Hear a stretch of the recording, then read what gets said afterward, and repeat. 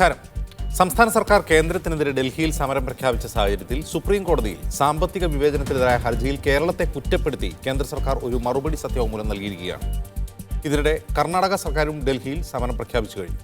സമരത്തിൽ സഹകരിക്കില്ലെന്ന് തീരുമാനിച്ച UDF-ന് കോൺഗ്രസിന്റെ കർണാടക നേതൃത്വത്തിന്റെ ഈ സമരം തിരിച്ചടിയാവുമോ?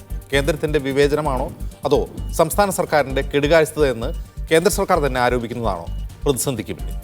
സ്വാഗതം. സ്പെഷ്യൽ എഡിഷനിലേക്ക് നമ്മുടെ അതിഥികളായി CPM വക്താവ് VK സനോജ്, CMP നേതാവ് CP ജോൺ, BJP വക്താവ് TK അശോക് കുമാർ എന്നിവർ. സനോജ്, ഒരു രാഷ്ട്രീയ മുദ്രാവാക്യം ഉയർത്തിക്കൊണ്ട് സംസ്ഥാന സർക്കാർ ഈ ഡൽഹിയിലെ സമരം പ്രഖ്യാപിച്ചിരിക്കുകയാണ്. സമരം ജന്തർ മന്ദറിൽ നടത്താൻ അനുവദിക്കില്ല എന്നൊക്കെയാണ് ഇപ്പോൾ കേൾക്കുന്നത്. രാംലീല മൈതാനിലേക്ക് മാറ്റണം എന്ന് പറയുന്നുണ്ട്. അപ്പോൾ ഇത് സമരമല്ല, സമ്മേളനമാണെന്ന് UDF ആരോപിക്കുന്നുണ്ട്. ഇതിനിടെയാണ് ഇന്ന് സുപ്രീം കോടതിയിൽ സംസ്ഥാനത്തെ കുറ്റപ്പെടുത്തിക്കൊണ്ട് ഒരു സത്യവാങ്മൂലം കൊടുക്കുന്നത്. അതിൽ ഒരുപാട് കാര്യങ്ങൾ ചൂണ്ടിക്കാട്ടുന്നു. ആ ചൂണ്ടിക്കാട്ടുന്നതിൻ്റെ കൂട്ടത്തിൽ 2016 പിണറായി വിജയൻ സർക്കാർ അധികാരത്തിലെത്തുമ്പോൾ പുറപ്പെടുവിച്ചൊരു ധവളപത്രമുണ്ട്. ആ ധവളപത്രം തന്നെ ഉദ്ധരിച്ചുകൊണ്ട് പറയുന്നത് കേരളം അതീവ ഗുരുതരമായ സാമ്പത്തിക പ്രതിസന്ധിയിലാണ് എന്ന് പറയുന്നു. അതിൻ്റെ പ്രധാനപ്പെട്ട കാരണങ്ങളായി ചൂണ്ടിക്കാട്ടുന്നത് ധനക്കമ്മി കൂടുതലാണ്, പലിശ കൊടുക്കുന്നത് കൂടുതലാണ്, ക്യാപിറ്റൽ എക്സ്പെൻഡിച്ചർ മൂലധന ചെലവുകളൊന്നുമില്ല എന്നൊക്കെ പറഞ്ഞ് ഒരുപാട് ഒരു കുറ്റപത്രം പോലെ നിരത്തിയിട്ടുണ്ട്. അപ്പോൾ ഒരു വശത്ത് നിങ്ങൾ രാഷ്ട്രീയ സമരം നടത്തുമ്പോൾ മറുവശത്ത് ഈ നിയമപരമായി മറുപടി കൊടുക്കുകയാണ്. ഇതിനെങ്ങനെ കാണുന്നു?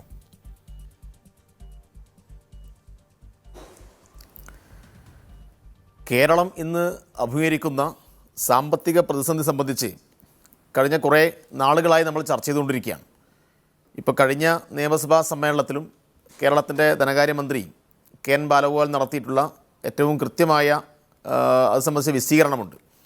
ഇവിടെ എന്തുകൊണ്ടാണ് ഇവിടെ ഒരു സംസ്ഥാന ഗവൺമെൻറ്റിന് ഡൽഹിയിൽ കേന്ദ്രത്തിൻ്റെ അധികാരികൾക്ക് മുന്നിൽ സമരം നടത്തേണ്ടി വരുന്നത്?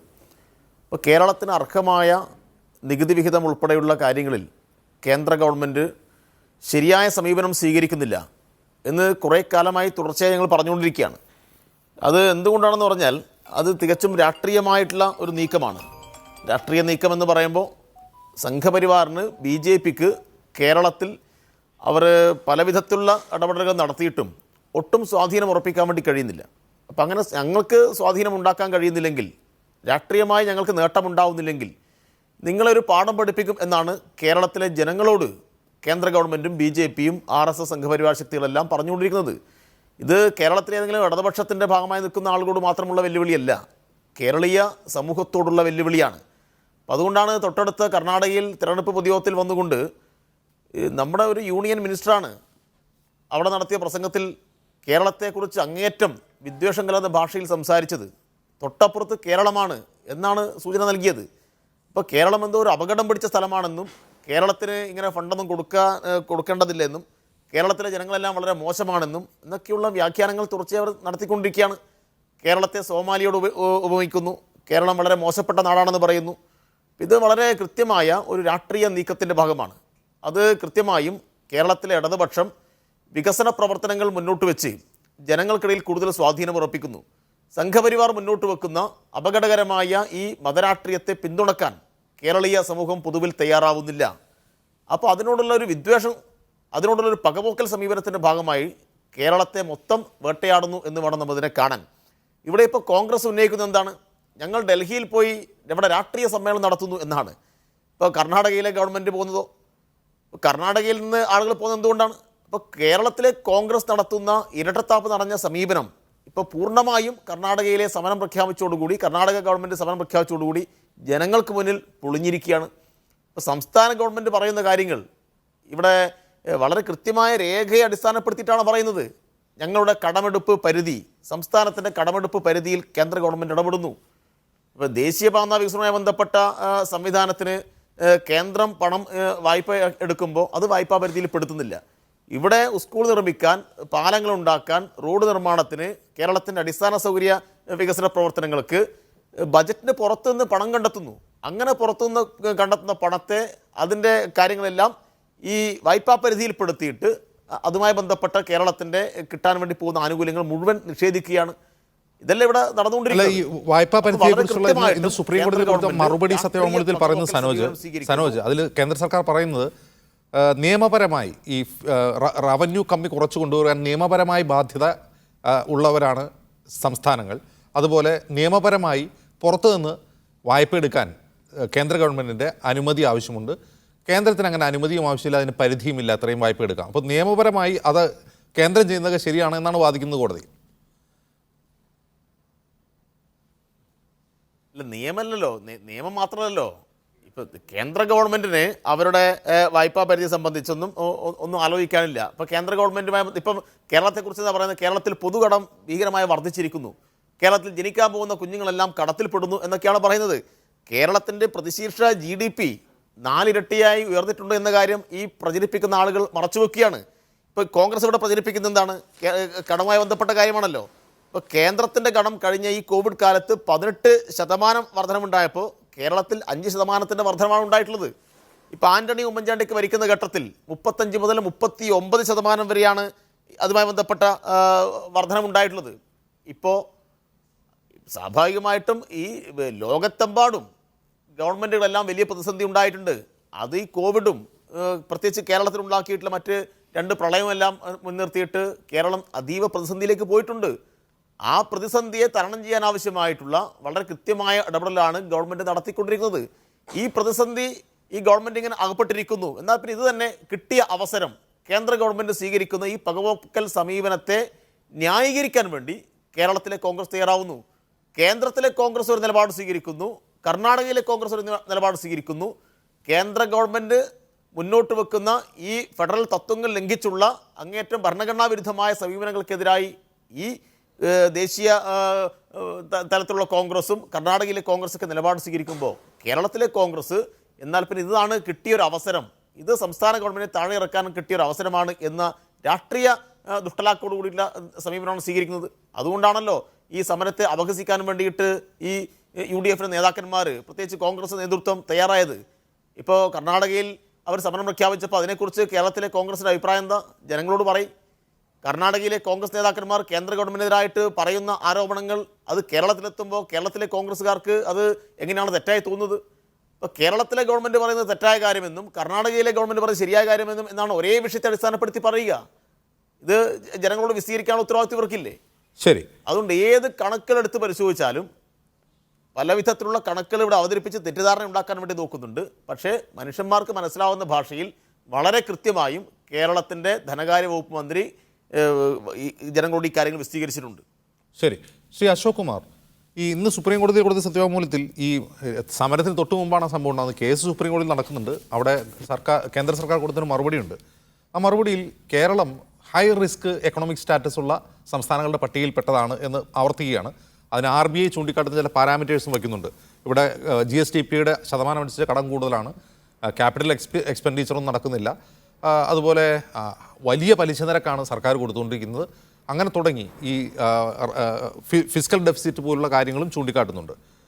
അപ്പോൾ ഈ ഹൈ റിസ്ക് സ്റ്റേറ്റിൽ പെട്ടതാണ് എന്ന് ഈ പ്രതിപക്ഷം ഭരിക്കുന്ന സംസ്ഥാനങ്ങളെ പറ്റി പറയുമ്പോൾ അവിടെ മറ്റൊരു കാര്യം കൂടിയുണ്ട്. ഇതിലും കൂടുതൽ കടം വാങ്ങുന്ന BJP ഭരിക്കുന്ന സംസ്ഥാനങ്ങളുണ്ട്. ഉദാഹരണത്തിന് മധ്യപ്രദേശ്. അപ്പോൾ അവർ ഈ ഹൈ റിസ്കിലേക്ക് കയറാത്തതുകൊണ്ടാണ്. അവർക്ക് ഡബിൾ എഞ്ചിൻ സർക്കാരിൻ്റെ പിന്തുണയുണ്ട്, അവർക്ക് ആവശ്യമായ ഫണ്ട് അലോക്കേഷൻ നടക്കുന്നുണ്ട്, അവർക്ക് അർഹതയിൽ കൂടുതൽ എന്ന് ഈ സദേൺ സ്റ്റേറ്റ്സ് ആരോപിക്കുന്ന പോലെ കൂടുതലായി നികുതി വിഹിതം ലഭിക്കുന്നുണ്ട്. അപ്പോൾ അങ്ങനെയുള്ള സംസ്ഥാനങ്ങൾക്ക് ഹൈ റിസ്ക് സ്റ്റേറ്റിലേക്ക് പോകില്ല. പക്ഷേ ഇവർ സ്ട്രഗിൾ ചെയ്യുകയാണ്. പ്രതിപക്ഷ സംസ്ഥാനങ്ങൾ, പ്രത്യേകിച്ചും ദക്ഷിണേന്ത്യൻ സംസ്ഥാനങ്ങൾ സ്ട്രഗിൾ ചെയ്യുകയാണ്. ഇവിടെ എങ്ങനെ കൈകഴുകാൻ കഴിയും കേന്ദ്രത്തിന് ഇക്കാര്യത്തിൽ? അല്ല, ദക്ഷിണേന്ത്യൻ സംസ്ഥാനങ്ങൾ എന്ന രീതിയിൽ ആ പ്രത്യേകമായ വ്യാഖ്യാനത്തിന്റെ പിന്നിലുള്ള ചേതോവികാരം എന്താണെന്ന് എല്ലാവർക്കും മനസ്സിലാവും. ഇവിടെ കേന്ദ്ര സർക്കാർ അല്ല ഈ സാമ്പത്തിക ഇടപാടുകളെയൊക്കെ നിയന്ത്രിക്കുന്നത്. രാജ്യത്തിന് വ്യവസ്ഥാപിതമായ ഒരു ധനകാര്യ മാനേജ്മെന്റ് ഉണ്ട്, ധനകാര്യ കമ്മീഷൻ ഉണ്ട്. ആ ധനകാര്യ കമ്മീഷന്റെ നിർദ്ദേശങ്ങൾക്കനുസരിച്ച് ആണ് കാര്യങ്ങൾ നടക്കുന്നത്. അതിനനുസരിച്ച് കൂടുതൽ കൊടുക്കാനോ കുറവ് കൊടുക്കാനോ സാധിക്കില്ല. അത് ജനസംഖ്യാനുപാതികമായി ആ കാര്യങ്ങൾ കൃത്യമായി വ്യവസ്ഥയോടുകൂടി ചെയ്തു തരുന്നു. മുൻപ് നമുക്ക് പ്ലാനിംഗ് കമ്മീഷൻ ഉണ്ടായിരുന്നു. ആ പ്ലാനിംഗ് കമ്മീഷന്റെ കാലത്ത് മാറി നീതി ആയോഗ് വന്നു. നീതി ആയോഗിനെ പോലെ ഒരു ടീം ഇന്ത്യയായിട്ട് നല്ല രീതിയിൽ പ്രവർത്തിക്കുന്നു. ഈ ഒരു ധനപ്രതിസന്ധി ഇന്നോ ഇന്നലെ ഉണ്ടായതല്ലോ. 2016 ധവളപത്രം മുതൽ ഇങ്ങോട്ടുണ്ടായ കേരളത്തിന്റെ സാമ്പത്തിക പ്രശ്നങ്ങൾ അത് ഈ സർക്കാർ തന്നെ ചൂണ്ടിക്കാണിച്ചതാണ്. അത് പരിഹരിക്കാൻ വേണ്ടി എന്ത് നടപടികളാണ് ഈ കഴിഞ്ഞ കാലങ്ങളിൽ സ്വീകരിച്ചിട്ടുള്ളത്? കേരളം അത് സ്വീകരിക്കാതിരിക്കുകയും പല രീതിയിൽ കടമെടുത്ത് സർവീസ് മറ്റ് കാര്യങ്ങൾ നടത്താൻ വേണ്ടി നടക്കുന്നു. അതേ സമയത്ത് കേരളത്തിന്റെ ചെലവുകൾ ഇപ്പൊ നമുക്ക് എല്ലാവർക്കും പകൽ പോലെ വെളിച്ചം പോലെ വ്യക്തമായിട്ടുണ്ട്. കേരളീയത്തിന്റെ 28 കോടി മുടക്കി കേരളീയം നടത്തുന്നു. അപ്പുറത്ത് പലതരത്തിലുള്ള ചെലവുകൾ ഇന്നിപ്പോ പുറത്തു വരുന്നത് നമ്മളുടെ ധവളപത്രത്തിൽ പറയുന്ന പ്രതിസന്ധിക്ക് എന്താണ് കാരണം എന്നുകൂടി ആലോചിക്കുക. രണ്ടാമത്തെ കാര്യം, ധനകാര്യ കമ്മീഷനാണ് നികുതി വിഹിതം നിശ്ചയിക്കുന്നതെന്നിരിക്കെ ധനകാര്യ കമ്മീഷനോട് നികുതി വിഹിതം കുറയ്ക്കണമെന്ന് ആവശ്യപ്പെട്ട ഒരു പ്രധാനമന്ത്രിയാണ് നമുക്കുള്ളത്. അത് വെളിപ്പെടുത്തിയത് മറ്റാരുമല്ല, ആ ധനകാര്യ കമ്മീഷനുമായി നേർക്കുനേരെ സംസാരിച്ച ഉദ്യോഗസ്ഥ സംഘത്തിലുണ്ടായിരുന്ന ഒരാളാണ് അത് തുറന്നു പറഞ്ഞത്. ഇതൊക്കെ നമ്മുടെ ഓർമ്മയിൽ വേണം.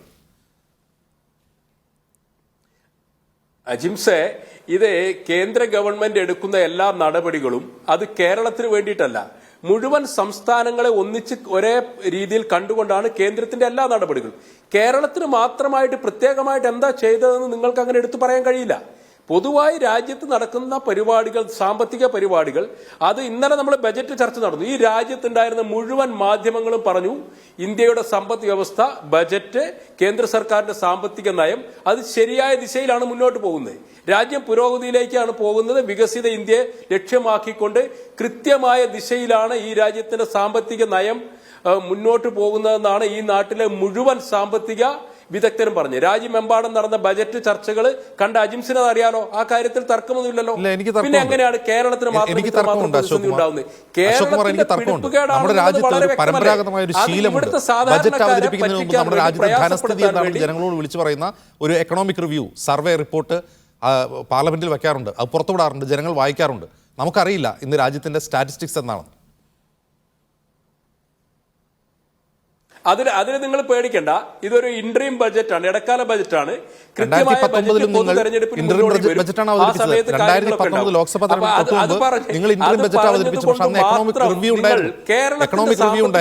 നമ്മുടെ രാജ്യത്തിന്റെ ധനസ്ഥിതിയെ കുറിച്ച് നമുക്കൊരു കണക്കുണ്ടായിരുന്നു, ആ കണക്കില്ല. ഇനി നാളെ ബജറ്റ് ഉണ്ടാവുമെന്നും അറിയില്ല. അജിംസെ, ഞാൻ പറഞ്ഞത് പൂർത്തീകരിച്ചോട്ടെ. കാരണം എന്താ വെച്ചാൽ ഈ BJP ഇപ്പോ ഇന്നലെ ആദ്യമായിട്ടല്ലല്ലോ ബജറ്റ് അവതരിപ്പിക്കുന്നത്. കഴിഞ്ഞ 9 വർഷമായിട്ട് അവതരിപ്പിക്കുന്ന ബജറ്റിൽ ഇക്കണോമിക് റിവ്യൂ ഉണ്ടല്ലോ, കണ്ടിരുന്നല്ലോ. കാര്യങ്ങൾ സുതാര്യമാണല്ലോ. ഞാൻ പറഞ്ഞ രാജ്യത്തിന്റെ സാമ്പത്തിക സ്ഥിതി നല്ല രീതിയിൽ പോകുമ്പോൾ കേരളത്തിന് ഇതിന് മാത്രം ഒന്നും കിട്ടാനില്ലെന്നേ. കണക്ക് പ്രകാരം കേരളത്തിന് കുറവ് വരുന്നത് മറ്റുള്ള കാര്യങ്ങളെ അപേക്ഷിച്ചുകൊണ്ട് ഇപ്പൊ റവന്യൂ ഡെഫിസിറ്റ് ഇത് പലവട്ടം പറഞ്ഞ് മലയാളികൾ സാധാരണക്കാരായ ഏത് കൊച്ചു കുട്ടിക്ക് പോലും അറിയാം 53,000 കോടി കിട്ടി. ആ കിട്ടിയതിൽ നേരത്തെ മുൻകൂറായിട്ട് ഈ പണം വാങ്ങിയെടുത്തു. ആ പണം തീർന്നു കഴിഞ്ഞപ്പോൾ ആ പണം വീണ്ടും വേണമെന്ന് പറഞ്ഞിട്ട് കൊച്ചുകുട്ടികൾ മിഠായിക്ക് വാശി പിടിക്കുന്നത് പോലെ വാശി പിടിക്കുന്നതാണെന്ന് ഈ എത്ര കാലമായിട്ട് കേരളം ചർച്ച ചെയ്യുന്നു. ആളുകൾക്ക് എല്ലാവർക്കും മനസ്സിലായില്ലേ? എന്നിട്ടാണ് ഇവർ പറയുന്നത് സാമ്പത്തിക. ഏതായാലും കോടതിയെ സമീപിച്ച നന്നായി. ഇത് വീണ്ടും ചർച്ച ചെയ്യാനും നീതിന്യായ വ്യവസ്ഥയിലൂടെ കടന്നുപോയി കൃത്യമായിട്ട് എവിടെയാണ് പാളിച്ചകൾ സംഭവിച്ചത് തിരുത്താൻ തയ്യാറാവണം. ഗവർണർ ഓഫീസ് എന്താ പറഞ്ഞത്? ഓരോ MLA-മാർക്കും മന്ത്രിമാർക്കും ഇവർ സ്റ്റാഫിനെ നിയമിക്കുന്നു, 25-20 പേരെ വീതം. അത് 3 വർഷം കൂടുമ്പോൾ 2.5 വർഷം കൂടുമ്പോൾ പെൻഷൻ ആനുകൂല്യം കിട്ടുന്ന സാഹചര്യമാകുമ്പോൾ അവരെ മാറ്റി പുതിയ ടീമിനെ കൊണ്ടുവരുന്നു. ഇങ്ങനെ കുറെ ആളുകളെ, ഇടതുപക്ഷത്തിന് അനുഭാവികളെ തീറ്റിപ്പോറ്റാൻ വേണ്ടി എത്രമാത്രം പണമാണ് ഖജനാവിൽ നിന്ന് ചെലവഴിക്കുന്നത് ഈ രാജ്യത്ത്. മറ്റൊരു കാര്യം കൂടി പറയട്ടെ, രാജ്യത്ത് 2014 മോദി സർക്കാർ വരുമ്പോൾ രാജ്യത്തെ 35% ആളുകൾ ബാങ്കിംഗ് സംവിധാനത്തിന് പുറത്തായിരുന്നു. 50 കോടിയിലധികം ആളുകളെ ജൻധൻ അക്കൗണ്ടിലേക്ക് കൊണ്ടുവന്ന് 34 ലക്ഷം കോടി രൂപ ആളുകൾക്ക് നേരിട്ട് ആനുകൂല്യങ്ങൾ മുഴുവൻ കൊടുക്കുകയാണ്. എന്താ കേരളത്തിൽ കൊടുക്കാത്തത്? കേരളത്തിൽ ഈ ആനുകൂല്യങ്ങൾ എന്ത് ആനുകൂല്യം ആയിക്കോട്ടെ നേരിട്ട് ആളുകളിൽ എത്തിച്ചു കൊടുക്കുന്നതിന് എന്താണ് പ്രയാസം? ഇത് കാപട്യമാണ്. ഈ ധനവിനിയോഗത്തിൽ അന്ന് തോമസ് ഐസക് വിമർശിച്ചത് നമുക്ക് ഓർമ്മയുണ്ട്. ഡിജിറ്റൽ ഇന്ത്യയെയും ബാങ്കിംഗ് സംവിധാനത്തെയും പേടിഎമ്മിനെയും ഒക്കെ പരിഹസിച്ച ധനമന്ത്രിയുടെ ചിത്രം നമുക്ക് ഓർമ്മയുണ്ട്. സോഷ്യൽ മീഡിയയിൽ നമുക്ക് മാധ്യമങ്ങളിൽ കാണാം. ഈ കാര്യങ്ങളൊക്കെ സുതാര്യമാക്കാനും ഈ ഒരു കാലഘട്ടത്തിൽ കൃത്യമായി സാമ്പത്തിക രംഗത്തെ സുശക്തമായിട്ട് മുന്നോട്ട് കൊണ്ടുപോകാനും സാധിക്കില്ല. പിടിപ്പുകേട്, മിസ്മാനേജ്മെന്റ്, അമിത ധൂർത്ത്, ചെലവ്. ഇന്നിപ്പോ ഒരു കേക്കിന് 1,20,000 രൂപ കൊടുത്തു എന്ന് പറയുന്നത് കേട്ടു. ക്രിസ്മസ് കേക്കിന് 16 ലക്ഷം രൂപയാണ് അത്ര ഒരു ക്രിസ്മസ് പാർട്ടിക്ക്. 28,000 കോടി രൂപ, 28 ലക്ഷം രൂപ മുടക്കിയിട്ട് കേരളീയം നടത്തുന്നു.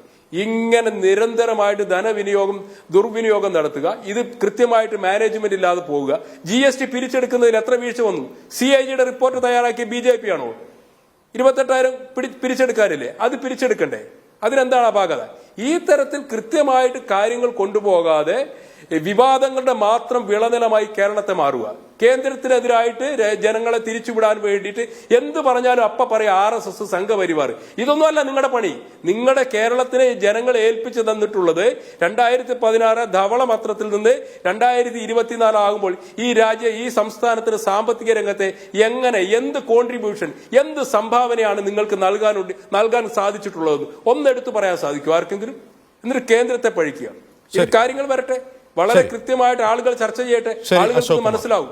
ശരി, ശ്രീ CP ജോൺ, ഇവിടെ രണ്ട് പ്രശ്നങ്ങളുണ്ട്. ഒരു വശത്ത് കേന്ദ്രം സംസ്ഥാനങ്ങളെ ഞെരിച്ചമർത്തുന്നു എന്ന ആക്ഷേപം കേരള സർക്കാർ മാത്രമല്ല പ്രതിപക്ഷം ഭരിക്കുന്ന ഒട്ടുമിക്ക സംസ്ഥാനങ്ങളും ആ വാദം ഉന്നയിക്കുന്നുണ്ട്. അത് നികുതി വിഹിതത്തിൻ്റെ വിതരണത്തിലായാലും മറ്റു കാര്യങ്ങളിലും ഒരു ഫെഡറൽ അവകാശങ്ങളെ ഹനിച്ചു കളയുകയാണ് ചെയ്യുന്നതെന്ന ആക്ഷേപമുണ്ട്. മറുവശത്ത് കേരളത്തിൽ ഫിനാൻഷ്യൽ മിസ്മാനേജ്മെൻ്റ് ഉണ്ട് എന്ന വാദം UDFും ഉയർത്തുന്നുണ്ട്, BJPയും ഉയർത്തുന്നുണ്ട്. യഥാർത്ഥത്തിൽ ഈ ഫിനാൻഷ്യൽ മിസ്മാനേജ്മെൻ്റ് എന്ന വാദത്തിന് മുമ്പിൽ ചെറുതായി പോകുന്ന ഒന്നാണോ സംസ്ഥാനങ്ങളോടുള്ള കേന്ദ്ര സമീപനം?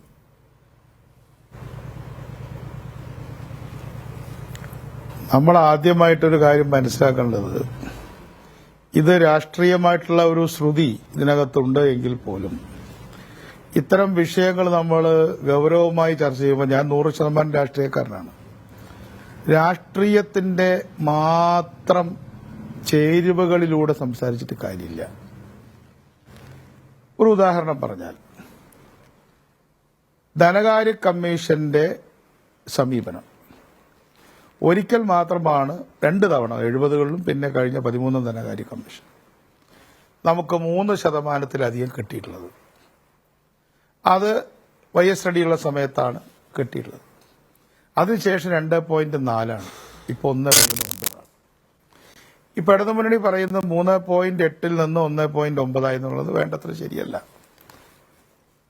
കാരണം മറുഭാഗമുണ്ട്, നികുതിയുടെ വിഭജനമുണ്ട്, ഗ്രാന്റിന്റെ വിഭജനമുണ്ട്. 14 ധനകാര്യ കമ്മീഷൻ 11 സംസ്ഥാനങ്ങൾക്ക് റവന്യൂ ഡെഫിസിറ്റ് ഗ്രാന്റ് കൊടുത്തപ്പോൾ ഏറ്റവും ഉയർന്ന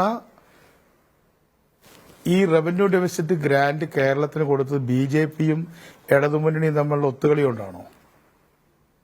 അല്ലല്ലോ, ആണെന്ന് ഞാൻ പറയില്ല. അതിന്റെ ഏറ്റവും വലിയ ബെനിഫിഷ്യറിയാണ് ഇടതുപക്ഷ ജനാധിപത്യ മുന്നണിയുടെ പിണറായി വിജയന്റെ 1ാം ഗവൺമെന്റ്. അതിന്റെ കാലാവധി കഴിഞ്ഞു. ഇനി അടുത്ത ധനകാര്യ കമ്മീഷൻ വരുമ്പോൾ നമുക്ക് ഒരുമിച്ച് ഫൈറ്റ് ചെയ്യണം. കാരണം കേരളം എന്നാൽ അതേസമയം കർണാടകത്തിൽ ഇതേ പ്രശ്നമുണ്ട്. അത് ദക്ഷിണേന്ത്യൻ സംസ്ഥാനങ്ങളായതുകൊണ്ടല്ല, അതൊക്കെ നമ്മുടെ ലളിതവൽക്കരണമാണ്. ധനകാര്യ കമ്മീഷൻ നോക്കുന്ന മാനദണ്ഡങ്ങളിൽ മുഖ്യമായത് ഒന്ന് ജനസംഖ്യയാണെങ്കിൽ അതിൽ നമുക്കൊരു കേസുണ്ട്. പണ്ട് 71 ജനസംഖ്യ ശതമാനമാണ്, ഇപ്പോൾ 2015 നമുക്ക് ദോഷമാണ്. മറ്റൊന്ന് നോക്കുന്ന ഏറ്റവും പ്രധാനപ്പെട്ട കാര്യം ഡിസ്റ്റൻസ് ഫ്രം ദ ടോപ്പാണ്. എന്ന് പറഞ്ഞാൽ പെർ ക്യാപിറ്റ ഇൻകത്തിന്റെ ഏറ്റവും ഉയർന്ന സംസ്ഥാനം മഹാരാഷ്ട്രയാണ്. ആ മഹാരാഷ്ട്രയെ 100 വെച്ചാൽ അവിടുന്ന് താഴത്തേക്ക് ഏറ്റവും അടുത്ത് നിൽക്കുന്ന സ്റ്റേറ്റുകൾക്ക് ഈ ഡിവിസീവ് പോൾ ടാക്സ് കുറയും. എന്തുകൊണ്ടാണ് കുറയുന്നത്? അവർക്ക് ടാക്സ് പിരിക്കാൻ കഴിയും. ഇപ്പൊ തന്നെ നമ്മുടെ എക്കണോമിക് റിവ്യൂ, ഞാൻ ആ പുസ്തകം തന്നെ എന്റെ മുമ്പിൽ എടുത്തു വെച്ചിട്ടുണ്ട്. വളരെ ഭംഗിയായിട്ടും സത്യസന്ധവുമായിട്ടാണ് എന്റെ പഴയ സഹപ്രവർത്തകരായ ഉദ്യോഗസ്ഥന്മാർ, ഇപ്പോഴത്തെ ബോർഡും എല്ലാം എഴുതിയിട്ടുള്ള ഒരു ഫസ്റ്റ് സെന്റൻസ് ഞാൻ വായിക്കാം. Kerala is A leading state in India with high GSDP and per capita GSDP. GSDPയുടെ ആകെ അളവിലും ആളോഹരി അളവിലും ഉയർന്നു നിൽക്കുകയാണ് കേരളം. അപ്പൊ അങ്ങനെ ഉയർന്നു നിന്നുകൊണ്ട് എന്തുണ്ടായി? നമ്മൾ ഏറ്റവും ഉയർന്ന പെർ ക്യാപിറ്റ GDP ഉള്ള സ്റ്റേറ്റുകളിൽ ഒന്നായിട്ട് മാറി. അപ്പൊ എന്താണ് പ്രസംഷൻ? നമുക്ക് കൂടുതൽ ടാക്സ് പിരിക്കാം. ഇത് തന്നെയാണ് കർണാടകത്തിന്റെ പ്രശ്നം. ഇപ്പൊ കർണാടകത്തിൽ കോൺഗ്രസ് ഗവൺമെന്റിനോടല്ല വാസ്തവത്തിൽ ധനകാര്യ കമ്മീഷൻ മോശമായിട്ട് പെരുമാറിയത്, അന്നവിടെ BJPയാ. കർണാടക സ്റ്റേറ്റിനോടാണ്. കേരളത്തോടും തമിഴ്നാടിനോടും ആന്ധ്രയോടും ഒക്കെ സമാനമായിട്ടുണ്ട്. കാരണം എന്താ? അവിടെയെല്ലാം പെർ ക്യാപിറ്റ GDP കുറച്ച് കൂടുതലാണ്. എങ്ങനെയാണ് ബീഹാറിനും അതേപോലെ തന്നെ UPക്കും കൂടുതൽ കിട്ടുന്നത്? അവർക്ക് പെർ ക്യാപിറ്റ GDP കുറവാണ്. ഇതിന് നമ്മുടെ ഡിസ്ട്രിക്റ്റുകളിലേക്ക് വന്നാൽ ഏറ്റവും കുറവ് പെർ ക്യാപിറ്റ GDP ഉള്ള 2 ഡിസ്ട്രിക്റ്റുകൾ, ഒന്ന് മലപ്പുറം, ഒന്ന് വയനാട്. പൊതുവെ മലപ്പുറത്ത് ഭയങ്കര വികസനം എന്നൊക്കെ പറയും. പെർ ക്യാപിറ്റ GDP കുറവ്, ആള് കൂടുതലാണ്. എറണാകുളമാണ് നമ്പർ 1. അത് എക്കണോമിക് റിവ്യൂലുണ്ട്, per capita GDP by district. അത് ഞങ്ങളുള്ള സമയത്താണ് ഡിസ്ട്രിക്ട് GSDP ഉണ്ടാക്കിയത്. അപ്പൊ ആ മാനദണ്ഡം നോക്കുന്നത് ശരിയാണോ എന്നത് ചർച്ചാ വിഷയമാണ്. പെർ ക്യാപിറ്റ GDP ഉയർന്ന ആളുകൾക്ക് DFC പോളിൽ നിന്ന് ശതമാനം കുറയ്ക്കുന്നത് ശരിയോ തെറ്റോ എന്ന് ഡിസ്കസ് ചെയ്യാം. അല്ലാതെ അതിനെ മുഴുവൻ നമ്മൾ പൊളിറ്റിക്സിലേക്ക് കൊടുക്കുന്നത് നമുക്ക് തെറ്റിപ്പോകും. ഇതാണ് ഒന്നാമത്തത്. രണ്ടാമത്തത് ഫോറസ്റ്റാണ്, ഒരു പ്രധാനപ്പെട്ട ഘടകമാണ്. ആ വിഷയം EMS അക്കാദമിയിൽ വെച്ച് ഉന്നയിച്ച ഒരു സാമ്പത്തിക കാര്യ വിദ്യാർത്ഥിയാണ് ഞാൻ. EMS അക്കാദമി ചർച്ചയാണ്. ധനകാര്യ കമ്മീഷൻ മെമ്പർമാരുടെ ഒക്കെ ഉണ്ടായിരുന്നു, MA ഉമ്മൻ സാറും ഉണ്ടായിരുന്നു. അപ്പൊ എന്താ കണ്ടത്? അരുണാചൽ പ്രദേശിനെ നമുക്ക് കിട്ടിയതിന്റെ ഏറെക്കുറെ അടുത്ത് പെർസെന്റേജ് കിട്ടിയിട്ടുണ്ട് എന്ന് കണ്ടപ്പോൾ Gulati institute of taxation studies gift അവരൊരു പഠനം നടത്തി. അപ്പൊ എന്തായി അരുണാചൽ പ്രദേശിന് ഇത്രയും കിട്ടാൻ കാരണം? അവർക്ക് ആകെ 18 ലക്ഷം ആളുകളേ ഉള്ളൂ, കോടിയില്ല, ലക്ഷം. അവിടെ വനം, ഇന്ത്യയുടെ വനത്തിന്റെ 13% അവിടെയാണ്. അതിനെ സംബന്ധിച്ച് വലിയ സെമിനാറുണ്ട്. ആ സെമിനാറിൽ ഞാനൊക്കെ പങ്കെടുത്തിരുന്നു. അപ്പൊ ആ വനം സംരക്ഷിക്കാൻ അവർ പണം ചെലവാക്കിയിട്ടൊന്നുമല്ല. അപ്പൊ വനത്തിന്റെ ദേശീയ വന വിസ്തൃതിയുടെ എത്ര ശതമാനം ഒരു സംസ്ഥാനത്തുണ്ട് എന്നത് ഒരു പ്രധാന ഘടകമായി എടുത്തപ്പോൾ കേരളത്തിൽ 2.5% ഉള്ളൂ. എന്നാൽ കേരളത്തിന്റെ ആകെ 30% വനം ഉണ്ട് എന്നുള്ളത് നമ്മുടെ പ്രശ്നമാണ്, അത് വേറെ വിഷയമാണ്. പ്രശ്നമല്ല, നമ്മുടെ ഒരു പ്രോബ്ലം. ഒരു മാനേജ്മെന്റ് ഒക്കെ നന്നായി നമ്മൾ ചെയ്തു. ഇപ്പൊ ഇന്നലെ ഒരു ആന ചെരിഞ്ഞു. ഇതൊക്കെ വനത്തിന്റെ സൃഷ്ടികളാണല്ലോ, തെറ്റോ ശരിയോ എന്നുള്ളതല്ല. അപ്പൊ ഇങ്ങനെ ധനകാര്യ കമ്മീഷനുകളുടെ മാനദണ്ഡങ്ങളിൽ മൌലികമായ മാറ്റം വരുത്തേണ്ടതാണ് എന്നും ദരിദ്ര സംസ്ഥാനങ്ങൾക്ക് വേണ്ടി മറ്റൊരു മാനദണ്ഡം അവർക്ക് എന്തെങ്കിലും ഗ്രാന്റ് കൊടുക്കുകയാണ് വേണ്ടതെന്നുള്ള വാദത്തോട് യോജിക്കുക. എല്ലാറ്റിനെയും നമ്മൾ രാഷ്ട്രീയമായിട്ട് കണ്ടിട്ട് കാര്യമില്ല. ആ ഒരു വിഷയത്തിലാണ് ഒരു ക്ലാരിറ്റി വേണ്ടത്. CP ജോൺ, പൂർണ്ണമായും സാമ്പത്തിക ശാസ്ത്രത്തിന്റെ കണ്ണിലൂടെ കാണുന്നു. പക്ഷേ അതിൽ രാഷ്ട്രീയം വരുന്നത് എന്തോന്നാന്ന് വെച്ചാൽ, അങ്ങീ പറഞ്ഞ YS റെഡ്ഡി ഉണ്ടല്ലോ, അദ്ദേഹത്തോട് നേരിട്ട് സംസ്ഥാനങ്ങൾക്കുള്ള വിഹിതം ഒന്ന് കുറച്ച് കൊടുത്താൽ പോരെ എന്നൊരു പ്രധാനമന്ത്രി ചോദിക്കുകയാണ്. അത് ആ കൂട്ടത്തിലുണ്ടായ ഒരു ഉദ്യോഗസ്ഥൻ വിളിച്ചു പറയുകയാണ് പുറത്തോക്ക്. അതായത് ഒരു ഭരണഘടനാ സ്ഥാപനത്തിൽപ്പെട്ട ഒരാളോട് എക്സിക്യൂട്ടീവിന്റെ ഭാഗമായി പ്രധാനമന്ത്രി പോയിട്ട് ഇങ്ങനെയൊക്കെ ചെയ്യട്ടെ എന്ന് ചോദിക്കുന്ന ഒരു റെജീമാണ് നമുക്കുള്ളത്. അങ്ങനെ ഒരു ഭരണകൂടത്തിന് മുമ്പിലാണ് നമ്മൾ രാഷ്ട്രീയതരമായിട്ട് ഇതിനെപ്പറ്റി ചർച്ച ചെയ്യുന്നത്. അത്തരത്തിലുള്ള ആളുകളുടെ ഒന്നും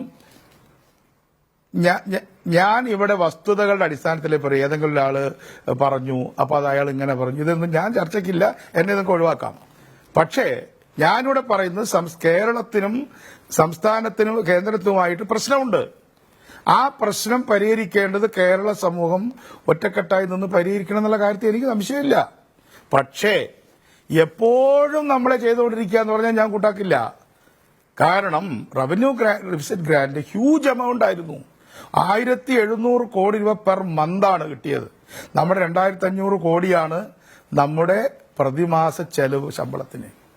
അപ്പൊ അതിന്റെ വലിയൊരു ശതമാനം കിട്ടി. അപ്പൊ അങ്ങനെ വരുമ്പോൾ ഇവിടെയാണ് പ്രശ്നം വരുന്നത്.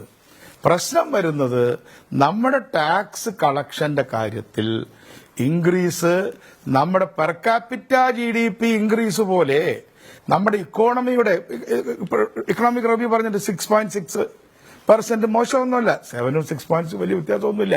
അപ്പൊ 6.6% ഗ്രോ ചെയ്യുന്ന പെർ ക്യാപിറ്റ GDP ദേശീയ ശരാശരിയേക്കാൾ മുകളിൽ നിൽക്കുന്ന ഒരു സംസ്ഥാനത്ത് കളക്ട് ചെയ്തെടുക്കേണ്ട ടാക്സ് കളക്ട് ചെയ്തെടുക്കുന്നുണ്ടോ?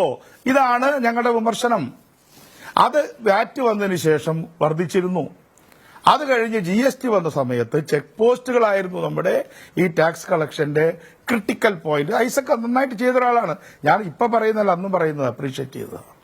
ഇപ്പൊ ചെക്ക് പോസ്റ്റ് ഇല്ല. ഞങ്ങളുടെ ധവളപത്രത്തിൽ UDF പറഞ്ഞു, ചെക്ക് പോസ്റ്റുകൾ പോയതിനു ശേഷം ഈ ഹെൽമറ്റ് വെക്കാത്തവരെ പിടിക്കുന്ന ഗൗരവം പോലും ടാക്സ് വെട്ടിക്കുന്നവരെ പിടിച്ചിട്ടില്ല.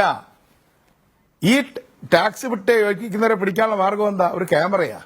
ആ ക്യാമറയിലൂടെ ലോറികളുടെ ട്രക്കുകളുടെ നമ്പർ പ്ലേറ്റിലേക്ക് ആ ക്യാമറ തിരിച്ചു വെച്ചാൽ ആ നമ്പർ പ്ലേറ്റുള്ള ട്രക്ക് അവിടെ ടാക്സ് കറക്റ്റായിട്ട് കൊടുത്തിട്ടുണ്ടോ എന്നറിയാനുള്ള സംവിധാനമുണ്ട്. പക്ഷെ നിങ്ങൾ മാധ്യമ രംഗത്തുള്ളവരാണല്ലോ. ഇത് വ്യാപകമായി ട്രക്കുകളെ പരിശോധിക്കുന്നുണ്ടോ? ഇന്ന് കേരളത്തിലേക്ക് വരുന്ന ട്രക്കുകൾ അനവധിയാണ്. കെ പി കണ്ണനെ പോലെയുള്ള ഒരു സ്വതന്ത്രനായ എന്ന് വെച്ചാൽ അദ്ദേഹത്തിന് ഇടതുപക്ഷ ചായ്വാണുള്ളത്. അദ്ദേഹം പറഞ്ഞു, ഇവിടെ നിങ്ങളുടെ കണക്കുകൾ ഒന്നും പ്രതിഫലിക്കുന്നില്ല. നിങ്ങൾ ആകെ കളക്ട് ചെയ്യുന്ന ടാക്സ്, കേരളത്തിൽ പെർ ക്യാപിറ്റ ഇൻകം കൂടുതലാണ്. അതേപോലെ തന്നെ ഗുഡ്സ്, നമ്മുടെ FRGM എന്ന് പറയുന്ന ഫാസ്റ്റ് മൂവിംഗ് ആയിട്ടുള്ള ഗുഡ്സ് കണ്ടമാനം ചെലവാക്കുന്നു. ഇതിൽ എത്ര ടെലിവിഷൻ വിറ്റു, എത്ര ടെലിവിഷൻ കണക്ഷൻ ഉണ്ട്, അപ്പൊ സർവീസ് ചാർജ് എത്ര, ഇങ്ങനെയുള്ള ഡീറ്റെയിൽഡ് റിപ്പോർട്ട് കേരളത്തിലെ ജനങ്ങളെ മുമ്പിൽ അവതരിപ്പിക്കുന്നതിൽ കേരളം പരാജയമാണ്. അപ്പൊ കേരളത്തിന്റെ ധനവകുപ്പും ടാക്സേഷൻ ഡിപ്പാർട്ട്മെന്റും നടത്തിയിട്ടുള്ള തെറ്റുകളും കുറവുകളും ഞങ്ങൾ ചൂണ്ടിക്കാണിച്ചാൽ ഞങ്ങൾ ഉടനെ BJP എന്ന് പറഞ്ഞിട്ട് കാര്യമില്ല. എന്നാൽ ഇവിടത്തെ കേരളത്തിലെ ജനങ്ങളുടെ ഭാഗമാണല്ലോ UDFും. കേരളത്തിലെ UDF എപ്പോഴും ജനങ്ങളുടെ ഒപ്പം നിൽക്കുകയും അത് ധനകാര്യ കമ്മീഷൻ അടുത്ത പ്രാവശ്യം വരുന്ന സമയത്ത് ഈ ഡിസ്റ്റൻസ് വയ്ക്കുന്നത് ഞങ്ങൾക്ക് ദോഷമാണ്. നേരത്തെ അവിടെ പ്രൊഫസർ ഡി നാരായണ ഗിഫ്റ്റിൽ ഞാൻ പറഞ്ഞതിന് ശേഷമാണ് ചെയ്തത്. അത് ഡിഫറന്റ് പോയിന്റ്. ഈ ഫോറസ്റ്റിനെ വെച്ചിട്ട് ഇങ്ങനെ കാശ് അരുണാചൽ പ്രദേശിന് കൊടുത്തിട്ട് ഞങ്ങളും അരുണാചൽ പ്രദേശും വ്യത്യാസമില്ലാത്ത രീതിയിൽ വരരുത്. ഞങ്ങളാണ് ഈ അരിക്കൊമ്പനായാലും തണ്ണീർ കൊമ്പനായാലും ഞങ്ങളാ നേരിടുന്നത്. അവിടെ ജനം കുറച്ചേ ഉള്ളൂ. മാൻ ആനിമൽ കോൺഫ്ലിക്റ്റ് ആണ് പ്രധാനമായിട്ട് നോക്കേണ്ടത്. നമ്മുടെ കർഷകർ അവിടെ താമസിക്കുകയാണ്. അതുകൊണ്ട് വനത്തിന്റെ കാര്യത്തിൽ വിസ്തൃതി മാത്രം എടുത്താൽ പോരാ എന്നിത്യാദി വളരെ ഡീറ്റെയിൽ ആയിട്ടുള്ള സൂക്ഷ്മമായിട്ടുള്ള പരിശോധന നടത്തുന്നതിൽ ഇടതുപക്ഷ ജനാധിപത്യ മുന്നണി പരാജയപ്പെട്ടിരിക്കുന്നു. അങ്ങനെ ജനങ്ങളെ ബോധ്യപ്പെടുന്നതിന് വരെ വളരെ എളുപ്പത്തിൽ ക്രിയ ചെയ്യുക എന്ന് പറഞ്ഞതുപോലെ ഉടനെ തന്നെ ഒരു സമരത്തിന് പോകാൻ നമുക്ക് വിരോധം ഉണ്ടായിട്ടില്ല. കർണാടകവും പോകുന്നുണ്ട്. കർണാടകം ധനകാര്യ കമ്മീഷൻ വരുമ്പോൾ അവിടെ BJP എന്നുള്ള കാര്യം നിങ്ങൾ മറന്നു പോകരുത്. അപ്പൊ ആ അർത്ഥത്തിൽ ഇന്നത്തെ കർണാടകവും ഇന്നലത്തെ കർണാടകവും അതേപോലെ തന്നെ ഒറീസ പോലുള്ള സ്റ്റേറ്റുകൾ, ഈ ആന്ധ്ര സ്റ്റേറ്റുകൾ, അല്ലെ ആന്ധ്ര, തമിഴ്നാട്, ഇവരുമായിട്ടൊക്കെ നമുക്ക് സമാന പ്രശ്നങ്ങളുണ്ട്. എന്നാൽ UPയുമായിട്ട് ബീഹാറായിട്ട് നമുക്ക് സമാനമായ പ്രശ്നമില്ല. പിന്നെ മറ്റൊരു വിഷയം എന്താ, പട്ടികജാതി പട്ടികവർഗ വിഭാഗങ്ങളുടെ ശതമാനം ഇന്ത്യയുടെ ആകെ പട്ടികജാതി പട്ടികവർഗ വിഭാഗങ്ങളുടെ ഒരു മൈക്രോസ്കോപ്പിക് മൈനോറിറ്റിയാണ് കേരളം ഹോൾഡ് ചെയ്യുന്നത്. നമ്മുടെ ജനസംഖ്യയുടെ 12% ഉള്ളൂ രണ്ടു വിഭാഗവും കൂടിയിട്ട്. അതേസമയം മധ്യപ്രദേശിനെ കുറിച്ച് താങ്കൾ പറഞ്ഞിരുന്നത് 40%, കർണാടകത്തിൽ പോലും 24%. അപ്പൊ അത്തരത്തിലുള്ള അവശജന വിഭാഗങ്ങളെ ഞങ്ങൾ ഹോൾഡ് ചെയ്യുന്നുണ്ട് എന്ന് അവർക്കൊരു പോസിറ്റീവായിട്ട് ആര് കണ്ടിരുന്നു? പ്ലാനിംഗ് കമ്മീഷൻ കണ്ടിരുന്നു. ഇപ്പൊ പ്ലാനിംഗ് കമ്മീഷനിൽ അതെടുത്ത് കളഞ്ഞ് വളരെ മോശമായി പോയി. ഇവിടെ പ്ലാനിംഗ് ബോർഡ് ഉണ്ട്. എന്താ നമ്മുടെ പ്ലാനിന്റെ സ്ഥിതി? ഞാൻ ഇക്കണോമിക് റിവ്യൂ കൃത്യമായിട്ട് വായിക്കുകയാണ്. 30,730 എന്ന പ്ലാൻ സൈസ് ₹1 കൂട്ടിയിട്ടില്ല. കേന്ദ്രത്തിന്റെ കുറച്ച് കുറവുണ്ട്. അപ്പൊ എന്തായി? പ്ലാൻ സൈസ് 45ാമത്തെ പേജ് ഞാൻ എടുത്തു വെച്ചിരിക്കുകയാണ്. -2.55 ആണ് ഇപ്പൊ വന്നിട്ടുള്ളത്. എന്തുകൊണ്ട് പ്ലാൻ സൈസ് കൂട്ടിയില്ല? അപ്പൊ നമ്മൾ കിഫ്ബി എന്ന് പറഞ്ഞു. കിഫ്ബി വന്നപ്പോഴേ ഞങ്ങൾ പറഞ്ഞു കിഫ്ബി അവസാന റൗണ്ടിൽ കഴുത്തിന് പിടിക്കും റിസർവ് ബാങ്ക്. ഇപ്പോൾ ഇവിടെ കോപ്പറേറ്റീവ് ബാങ്കുകൾ നമ്മൾ കൊടുത്തല്ലോ റിസർവ് ബാങ്കിന്. കേരള ബാങ്ക് ഇപ്പൊ റിസർവ് ബാങ്കിന്റെ കീഴിലല്ലേ. ഒരു വാടകയ്ക്ക് കൊടുക്കാൻ പറ്റുമോ? സ്റ്റേറ്റ് കോപ്പറേറ്റീവ് ബാങ്കിന്റെയോ ജില്ലാ ബാങ്കിന്റെയോ ഒരു ഹോള് വാടകയ്ക്ക് കൊടുക്കാൻ പറ്റില്ല. ഇപ്പോ അർബൻ ബാങ്കിന്റെ ഹോള് വാടകയ്ക്ക് കൊടുക്കാൻ പറ്റില്ല റിസർവ് ബാങ്ക്. ഞാൻ നിസ്സാര കാര്യം പറയാന്ന് വിചാരിക്കരുത്. നമ്മൾ അവിടെ കൊണ്ടുകൊടുത്തു, ഉള്ളതും കൂടെ അവിടെ റിസർവ് ബാങ്കിന്റെ കൈ കൊണ്ടുകൊടുത്തു. ഇന്നത്തെ സാമ്പത്തിക പ്രയാസങ്ങളുടെ ഒരു കാരണം കേരള ബാങ്കാണ്. കേരളത്തിന് ഒരു ധനകാര്യ സ്ഥാപനം ഉണ്ടായിരുന്നു, കേരള സ്റ്റേറ്റ് കോപ്പറേറ്റീവ് ബാങ്ക്. ഇവിടെ എയർപോർട്ട് പണിത സമയത്തും ഗോശ്രീ പണിത സമയത്തും മെട്രോ പണിത സമയത്തും എറണാകുളം ഡിസ്ട്രിക്ട് ബാങ്ക് 200-300 കോടി കൊടുക്കുമായിരുന്നു. ഇപ്പൊ എടുക്കാൻ സ്ഥലമില്ല, ഒരു പൈസ എടുക്കാൻ പറ്റുന്നില്ല. എന്തിന്? ബാങ്കുകൾ ഫ്രോഡ് ഉണ്ടായി, പണ്ടും ഉണ്ടായിട്ടുണ്ട്. ഈ കരുവന്നൂർ ഫ്രോഡ് ഉണ്ടായി. കേരളത്തിലെ കോപ്പറേറ്റീവ് സെക്ടർ ആകെ കുഴപ്പത്തിലായി. 50 കോടി എടുക്കാൻ പറ്റിയില്ല എല്ലാ ബാങ്കുകളും. ഞാനൊക്കെ ചെറിയ സംഘത്തിന്റെ പ്രസിഡന്റാ. അപ്പൊ നിങ്ങളാണ് കേന്ദ്രത്തിന്റെ കൈ കൊണ്ട് കൊടുത്തത്. കേരളത്തിന്റെ ഏറ്റവും മനോഹരമായ ഡെമോക്രാറ്റിക് ഫിനാൻഷ്യൽ ആർക്കിടെക്ചർ ആയിട്ടുള്ള കോപ്പറേറ്റീവ് സെക്ടറിനെ റിസർവ് ബാങ്കിന്റെ കക്ഷത്ത് കൊണ്ടുകൊടുത്തിട്ട് 13 സംഘങ്ങളുടെയും ജില്ലാ സംഘങ്ങളുടെയും ലൈസൻസ് ഇതാ പിടിച്ചോ, ഞങ്ങൾക്ക് വേണ്ടാന്ന്. 1 ലക്ഷം കോടിയായിരുന്നു കയ്യിലുണ്ടായിരുന്നത്. ഇപ്പൊ എടുക്കാൻ പറ്റുന്നുണ്ടോ? എടുക്കാൻ പറ്റുന്നില്ല. അപ്പൊ നിങ്ങൾ തന്നെ ഇരിക്കുന്ന കൊമ്പ് മുറിച്ചു. നമുക്ക് പല കാര്യങ്ങൾക്കും ഇപ്പൊ ഈ കിഫ്ബിക്ക് തന്നെ ഈ 2000 കോടി എടുക്കാൻ എന്തിനാ ലണ്ടനിൽ പോയിട്ട് പണിയടിക്കുന്നത്? പ്രൈമറി സംഘങ്ങൾ കൊടുക്കുമായിരുന്നല്ലോ 9%, 8%. അപ്പൊ നിങ്ങൾ തന്നെ അന്തമില്ലാതെ കാര്യങ്ങൾ ചെയ്തു. അതേപോലെ തന്നെ കിഫ്ബി നടത്തിയിട്ടുള്ള പദ്ധതികൾ, ആ പദ്ധതികളിൽ നിന്ന് വല്ല വരുമാനമുണ്ടോ? ഇനി വരുമാനമുള്ള പദ്ധതി വെച്ചാൽ എന്തിനാ അവിടെ പോകുന്നത്? 1.5%-നല്ലേ ശ്രീധരൻ അവിടെ മെട്രോയ്ക്ക് പൈസ എടുത്തത്? ജപ്പാനിൽ നിന്ന് പൈസ എടുത്തത്. അപ്പൊ അത്തരം കാര്യങ്ങൾക്ക് എക്സ്ട്രാ ബജറ്ററി സപ്പോർട്ട് കിട്ടണമെങ്കിൽ ഇതിനേക്കാളും കുറഞ്ഞ പലിശയ്ക്ക് കിട്ടാനുണ്ട്. അപ്പൊ അതിന് പകരം നിങ്ങൾ എന്ത് ചെയ്തു? നിങ്ങളിലുള്ള കോപ്പറേറ്റീവ് സെക്ടറിനെ വിട്ടുകൊടുത്തു. കിഫ്ബി എന്ന് പറഞ്ഞ് നിങ്ങൾ തന്നെ ഒരു കല്ല് നിങ്ങളുടെ കാലിലേക്ക് എടുത്തിട്ടു. അത് കഴിഞ്ഞിട്ട് കടം മേടിക്കാൻ വേണ്ടി വേറൊരു കമ്പനി മണ്ണാർക്കാട് പ്രൈമറി കോപ്പറേറ്റീവ് സൊസൈറ്റിയെ മുന്നിൽ നിർത്തിക്കൊണ്ട് നടത്തി. ഞങ്ങൾ കൃത്യമായിട്ട് പറഞ്ഞില്ലേ, ഞാൻ അധികം ബഹളമൊന്നും ഉണ്ടാക്കുന്ന ആളല്ല. പറയേണ്ടവരോട് കൃത്യമായിട്ട് UDF എന്നുള്ള എനിക്കും വ്യക്തികൾ എന്നുള്ള എനിക്കും പറയാറുണ്ട്. നിങ്ങൾ ചെയ്യുന്നത് കമ്മിറ്റിംഗ് ഫുളിഷ്നെസ്. ഇപ്പൊ എന്തായി? അത് മുഴുവൻ കേരളത്തിന്റെ ബാധ്യതയായിട്ട് വന്നു. ഇപ്പൊ കിഫ്ബിയിൽ എന്താ, ബാലഗോപാലിന്റെ ഒരു ഗുണമുണ്ട്. ബാലഗോപാലിന്റെ അടുത്ത് അങ്ങനെ സൂത്രത്തിലൊന്നും ചെയ്യാൻ പറ്റില്ല. ബാലഗോപാൽ പറഞ്ഞില്ല ഒരു MLA ഇവിടെ തരണ്ട. KIIFB is dead. പ്ലാനും ഡെഡായി, കിഫ്ബിയും ഡെഡായി. കേരളം ഒരു വികസന മുരടിപ്പിലും വികസന പ്രതിസന്ധിയിലും ധനപ്രതിസന്ധിയിലുമാണ്. പിന്നെ ഞാൻ പറയുമ്പോൾ ഇനി രാഷ്ട്രീയം പറയാമെന്ന് വിചാരിക്കരുത്. തീരെ ഭരിക്കാൻ പറ്റില്ലെങ്കിൽ നിർത്തുക നല്ലത്. ശരി. VK സനോജ്, സംസ്ഥാന സർക്കാർ ഉന്നയിക്കുന്ന വിഷയങ്ങൾ ഒരു ഗ്രാൻഡായിട്ടുള്ള വലിയ വിശാലമായ ക്യാൻവാസിൽ ചർച്ച ചെയ്യേണ്ട ഒരു പ്രശ്നമാണ്. അത് ഫിനാൻസ് കമ്മീഷനുകൾ സ്വീകരിക്കുന്ന പാരാമീറ്ററുകളെക്കുറിച്ചുള്ള തർക്കമാണ്. ആ ഫിനാൻസ് കമ്മീഷനുകളുടെ പാരാമീറ്ററുകൾ വിവേചനപരമാണെങ്കിൽ അത് ചൂണ്ടിക്കാട്ടാവുന്നതാണ്. അതിനെതിരെ സമരം ചെയ്യാൻ UDF ഉണ്ട് എന്നാണ് CP ജോൺ പറയുന്നത്. പക്ഷേ നിങ്ങളുടെ കെടുകാര്യസ്ഥത, ആ കെടുകാര്യസ്ഥതയെ ഉദാഹരണങ്ങൾ സഹിതം CP ജോൺ ചൂണ്ടിക്കാട്ടുന്നുണ്ട്. അതിന് മറുപടി പറയാതെ സമരം ചെയ്തൊരു കാര്യമുണ്ട്. എനിക്ക് ഒരു മിനിറ്റും കൂടെ തരാമോ? ഞാൻ സമയം എടുത്തു എന്ന് എനിക്കറിയാം. സനോജിനോട് ചോദിക്കുന്നതിന് മുമ്പ് പറഞ്ഞോട്ടെ, വിത്ത് യുവർ പെർമിഷൻ. ഒരു നിമിഷം സനോജ്, അദ്ദേഹം ഞാൻ ഈ എക്കണോമിക് റിവ്യൂ മാത്രമേ വായിക്കുള്ളൂ. ഓക്കെ. അത് പറഞ്ഞു തീർക്കല്ല, ഞാനൊരു പേജും കൂടെ ഒന്ന് വായിച്ചതാ. 22-23 ഇടതുപക്ഷ ജനാധിപത്യ മുന്നണിയുടെ പദ്ധതി നടത്തിപ്പിനെ സംബന്ധിച്ച് മിനിഞ്ഞാന്നിറങ്ങിയ എക്കണോമിക് റിവ്യൂ ഞാൻ എടുക്കുന്നത്. അഗ്രികൾച്ചർ ആൻഡ് അലൈഡ് സെക്ടർ 66.58 നിങ്ങൾ നടപ്പാക്കിയത്. എന്തിനാ മന്ത്രി? റൂറൽ ഡെവലപ്മെന്റ് 52.79, പ്ലാൻ തന്നെ കുറവ്, അതിന്റെ 52.79. Irrigation and flood control 60.29. Rajeev ഒരു മിടുക്കനായ മന്ത്രിയാണെന്നാണ് നമ്മൾ ധരിക്കുക. ഇൻഡസ്ട്രി ആൻഡ് മിനറൽസ് 49.68 സനോജെ നടപ്പാക്കിയിട്ടുള്ളത്. ബാക്കി ഞാൻ ഓരോന്നായിട്ട് വായിക്കുന്നില്ല. ട്രാൻസ്പോർട്ട് കൂടുതൽ ചെലവാക്കിയിട്ടുണ്ട്. എന്നിട്ട് LSD എന്ന് പറയുമ്പോൾ നമ്മുടെ പഞ്ചായത്തുകൾ അവർക്ക് കൊടുത്തതിന്റെ അത്ര തന്നെ കഴിഞ്ഞ വർഷം നിങ്ങൾ കൂട്ടിയിട്ടാണ് 101% എന്ന് പറയുന്നത്. എന്ന് പറഞ്ഞാൽ അഗ്രികൾച്ചറും വ്യവസായവും അടക്കമുള്ള സോഷ്യൽ സർവീസ് സെക്ടർ 93% നടപ്പാക്കി. അഗ്രികൾച്ചറും വ്യവസായവും അടക്കമുള്ള പ്ലാന് പകുതിയോളവും 2/3 മാത്രം നടപ്പാക്കിയതിന് കേന്ദ്രമാണ് ഉത്തരവാദികൾ. അപ്പൊ അതുകൊണ്ട് നമ്മളെ കേരളത്തിന്റെ എഫിഷ്യൻസി ആ 22-23 വെള്ളപ്പൊക്കമില്ല, വരൾച്ചയില്ല, കോവിഡും ഇല്ല. എവിടെയാണെന്നും കൂടെ നിങ്ങൾ ആലോചിച്ചാൽ, നിങ്ങൾ ചെറുപ്പക്കാരാണല്ലോ, നിങ്ങളുടെ നേതാക്കന്മാരോട് ചോദിച്ചാൽ മതി, ഇവിടെ പറയണമെന്നില്ല. ഓക്കെ. സനോജ് മറുപടി. Yes, thank you.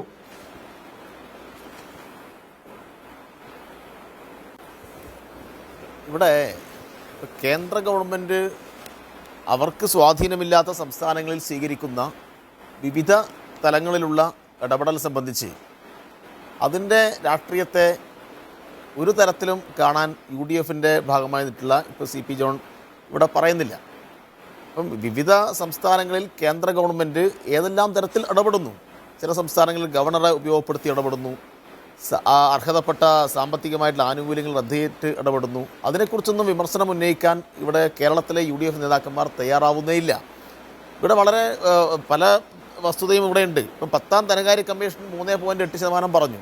ഇപ്പോൾ 15 എത്തി നിൽക്കുമ്പോൾ 1.92% എത്തി നിൽക്കുന്നു.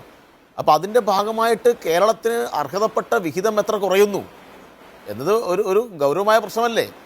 ഇപ്പോൾ കേരളം 2023-24 ഇപ്പം കഴിഞ്ഞ ഭരണത്തിൽ നിന്നും ഇപ്പോഴെത്തും അല്ലെങ്കിൽ UDFന്റെ കാലത്ത് നിന്നും ഇപ്പോഴേക്ക് എത്തുമ്പോഴേക്ക് കേരളത്തിൻ്റെ ആവശ്യങ്ങൾ കൂടുകയാണ്, ജനസംഖ്യാപരമായ പ്രശ്നങ്ങൾ കൂടുകയാണ്.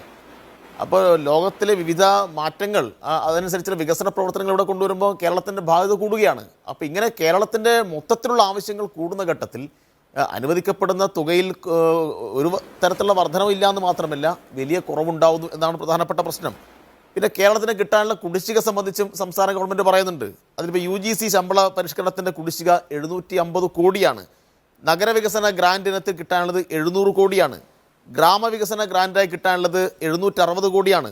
ഭക്ഷ്യസുരക്ഷാ പദ്ധതിയുടെ വിഹിതം കിട്ടാനുള്ളത് 790 ആണ്, 790 കോടിയാണ്. ദുരിതാശ്വാസ സഹായം 138 കോടി കുടിശ്ശികയാണ്. സ്റ്റേറ്റ് ഡിസാസ്റ്റർ ഫണ്ട് 69 കോടി കുടിശ്ശികയാണ്. ഇങ്ങനെ 5132 കോടി കേന്ദ്രത്തിൻ്റെ കുടിശ്ശിക മാത്രം സംസ്ഥാന ഗവൺമെൻറ് കിട്ടാനുണ്ട്.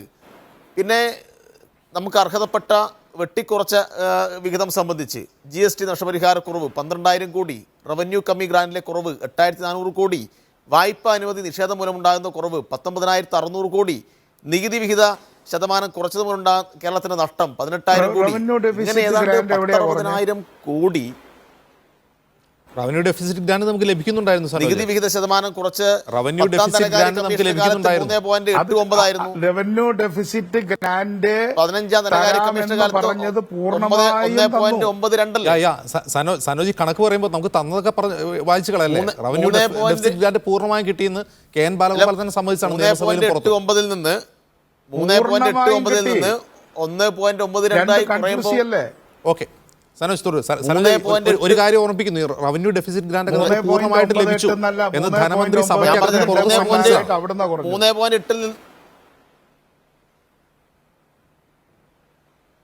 2.5% 14ാം ധനകാര്യ കമ്മീഷൻ, 15ാം ധനകാര്യ കമ്മീഷൻ 1.92. അപ്പൊ അതിലും കുറവ് വരുന്നുണ്ടല്ലോ. അങ്ങനെയെല്ലാമുള്ള കുറവ് സംസ്ഥാനത്തിന്റെ വികസനത്തെയാകും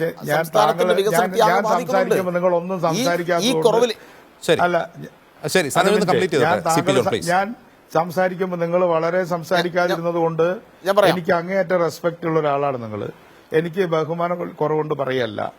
നമ്മൾ ഇതിനെ റിയാലിറ്റിയിൽ ഫേസ് ചെയ്യണം.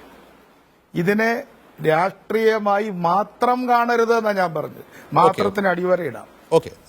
രാഷ്ട്രീയമുണ്ട്. BJP നമ്മളെ നന്നാക്കാതിരിക്കാന്നൊന്നും ഞാൻ പറയുന്നില്ല. ശരി ശരി സനോജ് പറയൂ.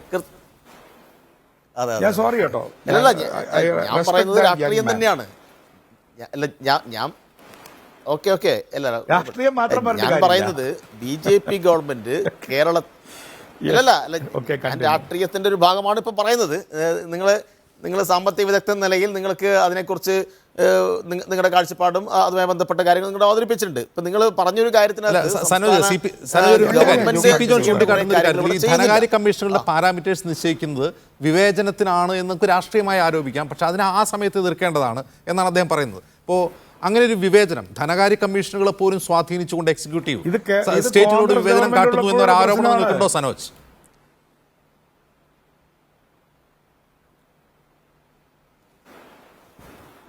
മനസ്സിലായില്ല എന്താ പറഞ്ഞത്? അതായത് ധനകാര്യ കമ്മീഷനിലാണ് ഇത് ഡിസ്പേഴ്സ് ചെയ്യുന്നത്, ഈ നികുതി വിഹിതം.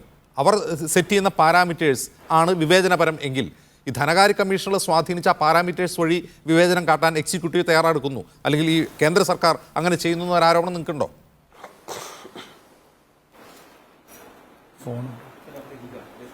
ധനകാര്യ കമ്മീഷൻ എന്ന് പറയുന്നത് BJP ഗവൺമെന്റിന്റെ ഇച്ഛക്കനുസരിച്ചാണല്ലോ ഈ കാര്യങ്ങൾ നടത്തുന്നത്.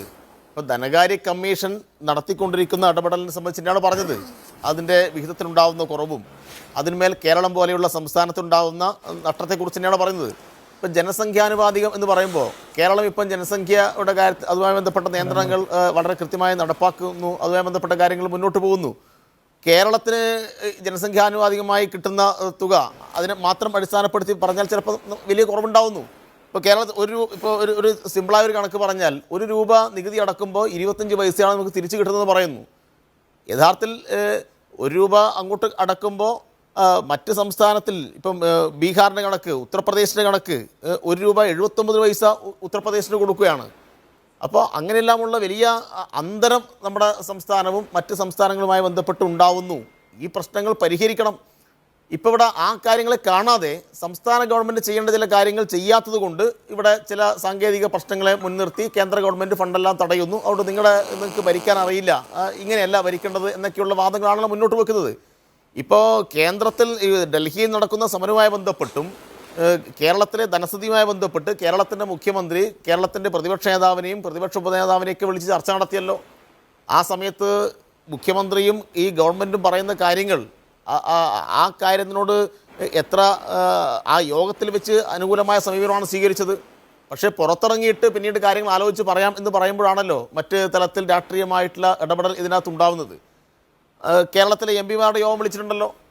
എം പിമാരുടെ യോഗം വിളിച്ച ഘട്ടത്തിലും കേരളം ഇന്നതുകൊണ്ടാണ് ഇന്ന പ്രശ്നങ്ങൾ കൊണ്ടാണ് കേന്ദ്ര ഗവൺമെൻറ് ഫണ്ട് ഇവിടെ തടയുന്നത് എന്നല്ലോ എം പിമാർ പറഞ്ഞത്. അപ്പോൾ ഒരു ഘട്ടത്തിൽ ഈ കാര്യങ്ങളെല്ലാം ശരിയാണെന്ന് പറയുമ്പോഴും നിങ്ങളെ ഞങ്ങൾ കൂടി സഹായിച്ചാൽ, അല്ലെങ്കിൽ നിങ്ങൾ നടത്തുന്ന സമരത്തെ ഞങ്ങൾ കൂടി പിന്തുണച്ചാൽ അത് നിങ്ങൾക്ക് രാഷ്ട്രീയമായ നേട്ടമുണ്ടാവും. അതുകൊണ്ട് തൽക്കാലം നിങ്ങളെ സഹായിക്കാൻ ഞാനില്ല എന്ന പച്ചയിൽ തന്നെയാണ് ഇവർ പറയുന്നത്. അതുകൊണ്ട് സംസ്ഥാന ഗവൺമെന്റ് പറയുന്ന കാര്യങ്ങൾ ആകെ തെറ്റാണ് എന്ന അർത്ഥത്തിൽ പറയുന്നില്ല. പക്ഷേ നിങ്ങളെ സഹായിച്ചാൽ നിങ്ങൾക്ക് രാഷ്ട്രീയമായ ഗുണമുണ്ടാവും. നിങ്ങളെ അതുകൊണ്ട് രാഷ്ട്രീയമായി നിങ്ങൾ അങ്ങനെ നേട്ടമുണ്ടാക്കേണ്ട. സനോജ് ധനകാര്യ കമ്മീഷനെ കുറിച്ച് പറയുന്നത് ഇപ്പൊ 15ാം ധനകാര്യ കമ്മീഷൻ, അപ്പോഴാണ് കർണാടകയിലെ 15ാം ധനകാര്യ കമ്മീഷൻ അവരുടെ റിപ്പോർട്ട് ടേബിൾ ചെയ്യുന്ന 2020 ഫെബ്രുവരിയിലാണ്. അന്ന് നിങ്ങൾക്ക് ഈ പ്രശ്നങ്ങളൊന്നും ഉണ്ടായിരുന്നില്ല. രണ്ടാം പിണറായി വിജയൻ സർക്കാർ 2021 രണ്ടാം പിണറായി വിജയൻ സർക്കാർ അധികാരത്തിലെത്തിയതിനു ശേഷം കിഫ്ബിയുടെ മേൽ ഒരു പിടി വീണപ്പോഴാണ് ഇത്തരം പ്രശ്നങ്ങൾ നിങ്ങൾ ഉന്നയിക്കാൻ തുടങ്ങിയത്. അതെന്തുകൊണ്ടാണ്?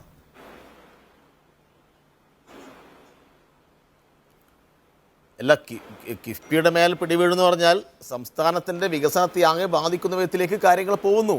അപ്പോൾ കേരളം കൂടുതൽ പ്രശ്നങ്ങൾ അഭിമുഖീകരിക്കുമ്പോഴാണല്ലോ വളരെ കൃത്യമായിട്ടും ഇതുമായി ബന്ധപ്പെട്ട അന്വേഷണം നടക്കുകയും അതിനകത്ത് കൃത്യമായ പ്രതികരണങ്ങളൊക്കെ ഉണ്ടാവുക. ഇപ്പോൾ കിഫ്ബി വഴി കേരളത്തിൻ്റെ വികസനത്തെ, അടിസ്ഥാന സൗകര്യങ്ങൾ മെച്ചപ്പെടുത്താൻ ആവശ്യമായിട്ട് പ്രവർത്തനങ്ങൾ ശക്തമായി മുന്നോട്ട് കൊണ്ടുപോകുന്ന സമയത്താണ് എന്നാൽ പിന്നെ കിഫ്ബിയെ പിടിച്ചു കളയാം എന്ന് ഇവർ തീരുമാനിക്കുന്നത്. അപ്പോൾ കിഫ്ബിയെ പിടിക്കുന്നു, കേരളത്തിൻ്റെ മൊത്തം വികസന പ്രവർത്തനത്തിനകത്ത് മുരടിപ്പുണ്ടാവുന്നു. അപ്പോൾ അങ്ങനെയാണല്ലോ ഈ പ്രശ്നങ്ങൾ രൂക്ഷമായിട്ട് വന്നത്. അതുകൊണ്ട് ഇതിൻ്റെ നികുതി വിഹിതം തീരുമാനിക്കുന്ന ഘട്ടത്തിലും ആ ഘട്ടത്തിൽ അന്ന് പറഞ്ഞില്ല, അതുകൊണ്ട് പിന്നീട് പറയാൻ പാടില്ല എന്ന ചർച്ചയിലല്ലോ വേണ്ടത്. ഇതിന്റെയൊക്കെ ഭാഗമായി ഇപ്പോൾ കേരളം അനുഭവിക്കുന്നുണ്ട്.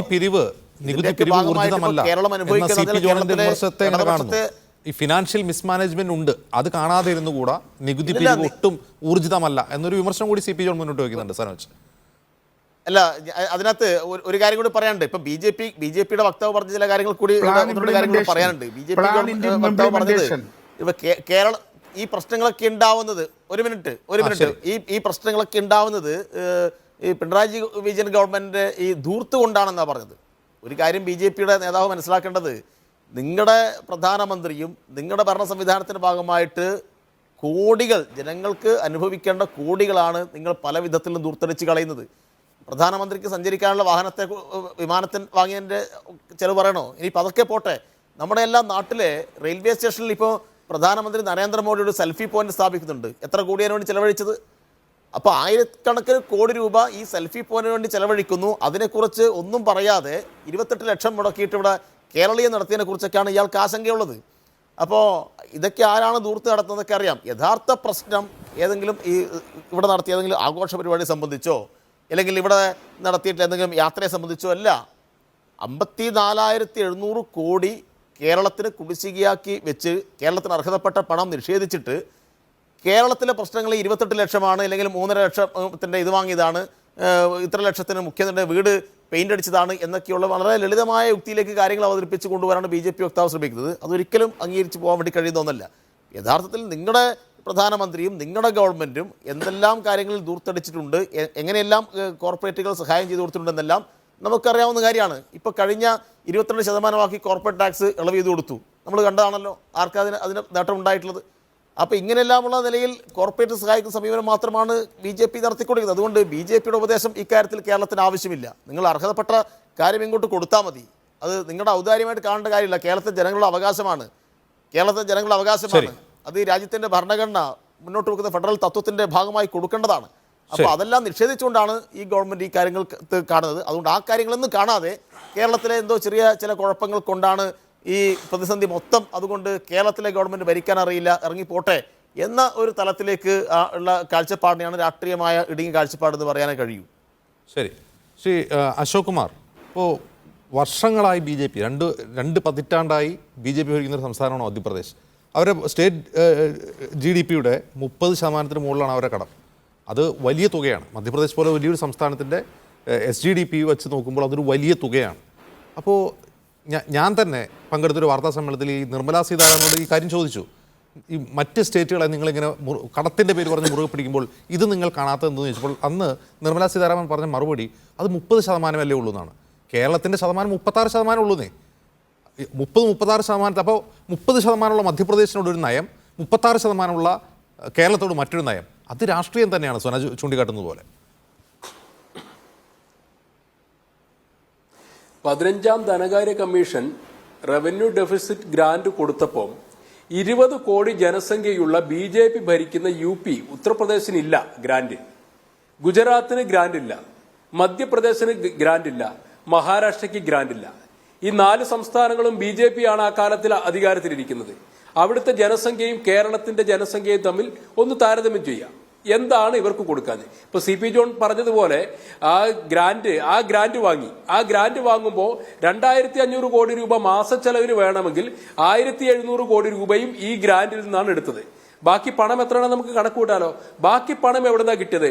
മദ്യത്തിൽ ഏർപ്പെടുത്തിയ നികുതിയും ലോട്ടറി വിൽപ്പനയിൽ നിന്നും, പിന്നെ ഇപ്പൊ ഈ ലാസ്റ്റ് സേവനത്തിനെന്ന് പറഞ്ഞ് ക്ഷേമ പെൻഷൻ കൊടുക്കാമെന്ന് പറഞ്ഞ് ഇന്ധനത്തിൽ നിന്നൊക്കെ എടുത്ത പണം. ഇതിനേക്കാളും നല്ലത് കേന്ദ്രഭരണ പ്രദേശമായി നടത്തിക്കൊണ്ടു പോകല്ലേ. ഇപ്പൊ ഈ പറഞ്ഞതിന്റെ ഔചിത്യം മനസ്സിലാക്കണം. ഇത്രയും വലിയ ഒരു ഫണ്ട് 15ാം ധനകാര്യ കമ്മീഷൻ കൊടുക്കുകയും ഇന്ത്യയിലെ ഏറ്റവും കൂടുതൽ ഫണ്ട് കൊടുത്ത ഒരു സംസ്ഥാനം, ഇത്രയും ചെറിയ ജനസംഖ്യയുള്ള ഒരു സ്റ്റേറ്റ് ഇത് കൊടുത്തിട്ട് ഇപ്പൊ പറയുകയാണ്. കഴിഞ്ഞ ദിവസം അടിയന്തര പ്രമേയത്തിലൂടെ കേരള നിയമസഭ ചർച്ച ചെയ്തല്ലോ. ആ നിയമസഭയിൽ ചർച്ചയിൽ നിന്ന് ഉരുത്തിരിഞ്ഞ് വന്നിട്ടുള്ളത് നമുക്ക് കിട്ടിയ കണക്ക് പറയട്ടെ ഇടപെടരുത്. ബാലഗോപാൽ നിർമ്മല സീതാരാമൻ അയച്ചതിനനുസരിച്ച് 3618 കോടി രൂപയാണ് നിയമപരമായിട്ട് കിട്ടാനുള്ളത്. ബാക്കി കിട്ടാനുണ്ടെന്ന് പറയുന്നതൊക്കെ എന്താണ്? GST നഷ്ടപരിഹാരം. ഇതിനൊക്കെ കൃത്യമായിട്ട് വ്യവസ്ഥയുള്ളതാണ് ഈ രാജ്യത്ത്. അത് എഗ്രിമെന്റിന്റെ അടിസ്ഥാനത്തിൽ സ്റ്റേറ്റും സെൻട്രൽ ഗവൺമെന്റും ഒക്കെ നേരത്തെ നിശ്ചയിച്ചതാണ്. അതിനടിസ്ഥാനത്തിൽ ഒരു ജില്ലയിൽ എത്ര GST പിരിക്കാൻ വേണ്ടി സ്ക്വാഡിന്റെ വാഹനം ഉണ്ടെന്നത് അജിംസ് ഒന്ന് അന്വേഷിച്ചു നോക്ക്. ഈ കഴിഞ്ഞ ഒരു വർഷം മുൻപ് വരെ മലപ്പുറം ജില്ലയിൽ നിന്ന് ഞാൻ സംസാരിക്കുന്നത്, ഒരു വാഹനമാണ് മലപ്പുറം ജില്ലയിലെ സംസ്ഥാന GST വഹിക്കാൻ വേണ്ടിയുള്ളത്. അതേ സമയത്ത് ഒരു പോലീസ് സ്റ്റേഷനിൽ 3-4 വാഹനങ്ങൾ വെച്ചിട്ട് ബൈക്കുകാരനെയും ഓട്ടോറിക്ഷക്കാരനെയും വാഹനക്കാരനെയും പരിശോധന നടത്തി അവരുടെ കയ്യിൽ നിന്ന് പണം പിരിക്കുന്നുണ്ട്. GST പിരിച്ചെടുക്കുന്നതിൽ എന്താണ്ടായി? ഈ രാജ്യം കഴിഞ്ഞ മാസം പിരിച്ചെടുത്ത എത്ര? 1,72,000 കോടി രൂപ GST ആയിട്ട് ഈ രാജ്യം പിരിച്ചെടുത്തു. രാജ്യത്തിന്റെ ഖജനാവിലേക്ക് പണം വരുന്നത് അതുകൊണ്ടാണ്. ആ പണം ഉപയോഗിച്ചാണ് കേരളത്തിൽ ഈ ഹൈവേ നിർമ്മിക്കുന്നത്. ഇനി എവിടെങ്കിലും ഗ്രാമങ്ങളിൽ റോഡ് നിർമ്മിക്കുന്നുണ്ടെങ്കിൽ അത് പ്രധാനമന്ത്രി ഗ്രാം സഡക് യോജന വഴി ജില്ലാ പഞ്ചായത്തുകൾ നിർമ്മിക്കുന്നതാണ്. ഏത് മേഖലയിലാണ് കേരളത്തിൻ്റെതായ രീതിയിൽ സംഭാവന ചെയ്യുകയും നിർമ്മാണ പ്രവർത്തനങ്ങൾ എവിടെയാണ് നടക്കുന്നത്?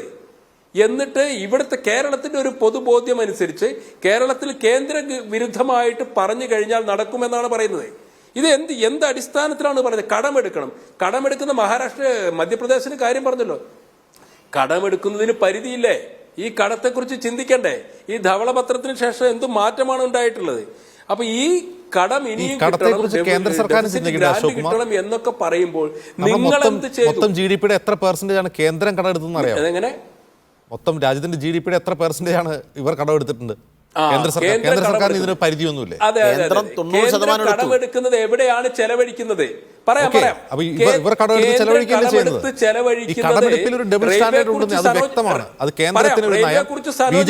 സംസ്ഥാനങ്ങളിൽ മറ്റൊരു നയം, രാജ്യത്തങ്ങോളം എത്ര വന്ദേ ഭാരത് ട്രെയിനുകളാണ് ഓടുന്നത്?